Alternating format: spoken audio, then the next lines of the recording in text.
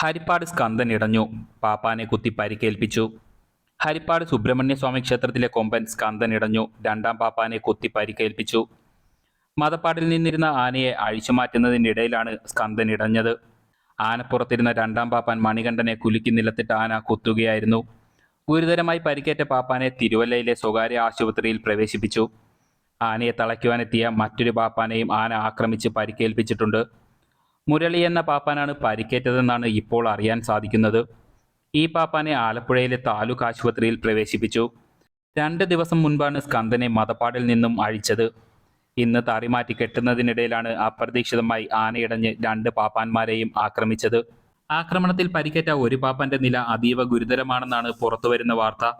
മാസങ്ങളായി നീരിൽ നിന്നിരുന്ന ആന മതപ്പാടിന്റെ ആലസ്യത്തിൽ നിന്നും പൂർണ്ണമായി വിട്ടുമാറാത്തതാകാം ആക്രമണത്തിലേക്ക് നയിച്ചതെന്നാണ് കരുതപ്പെടുന്നത്.